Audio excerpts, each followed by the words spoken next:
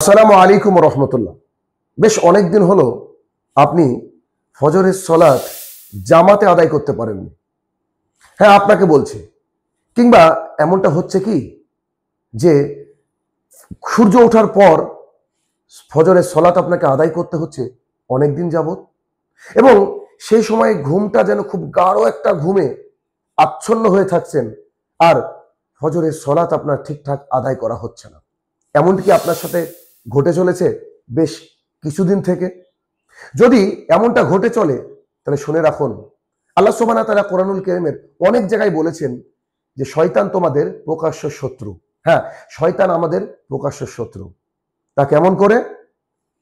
ফজরের সলাত জামাতে আদায় করতে পারছেন না, কোনো কোনো দিন সূর্য ওঠার পরে পড়ছেন, তারপরেও যদি শয়তান আপনাকে এটা বোঝাতে সক্ষম হয় আপনি খুব ভালো মুসলিম, আপনি এখনো ইমানদার রয়েছেন, আপনি খুব ভালো মাপের মুমিন, তাহলে বুঝতে হবে যে আপনার সাথে শয়তান রয়েছে, আর আপনার প্রকাশ্য শত্রু যে শয়তান এটা আপনি বুঝতে পারেননি, শয়তানকে আপনি বন্ধু বানিয়ে নিয়েছেন।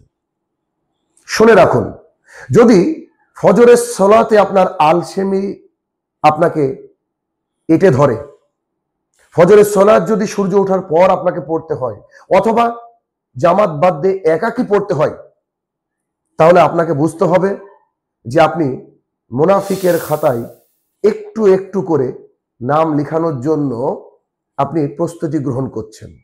হ্যাঁ, মুহাম্মদ সাল্লাল্লাহু আলাইহি ওয়াসাল্লাম বলেছেন যে মুনাফিকদের কাছে সবচেয়ে ভারী সলাত হচ্ছে ঈশার সলাত এবং ফজরের সলাত।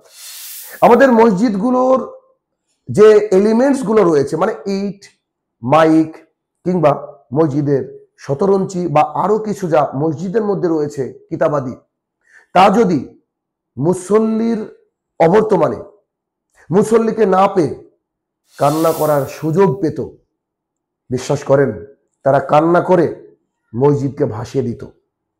আমরা নামে মুসলমান হয়ে বর্তমান সমাজে বেশিরভাগ মানুষই বেঁচে আছি, কিন্তু দুঃখের বিষয় আমরা 5 ওয়াক্ত সালাতে অনেকেই পাবন্দ নই। 5 ওয়াক্ত সালাত আমরা আদায় করতে পারি না।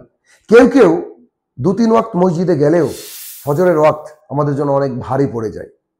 তারপরে যদি আমরা মনে করি যে আমরা খাঁটি মুমিন মুসলমান, শয়তান আপনাকে আমাকে ধোঁকা দিচ্ছে। শুনে রাখবেন, ফজরের সলাত যদি আপনি জামাতে আদায় করতে না পারেন, আপনার চেয়ে ব্যর্থ মানুষ আল্লাহ তাআলার জমিনে নেই। ফজরের সলাত যদি আপনি আপনার ইমামের পেছনে না পড়তে পারেন সঠিক সময়ে, তাহলে আপনার মতো অপদার্থ মানুষ আল্লাহ তাআলার জমিনে নেই। ফজরের সলাত যদি আপনি ইন টাইমে ইমামের পেছনে জামাত সহকারে আদায় না করতে পারেন, তাহলে আপনার মতো অসহায়, আপনার মতো নিঃস্ব মানুষ আল্লাহ তাআলার জমিনে আর কেউ নেই। ভাই, আপনাদেরকে বলবো, ফজরের সলাত জামাতে আদায় করার চেষ্টা করুন এবং মুনাফিকের খাতা থেকে নামটাকে কাটার চেষ্টা করুন।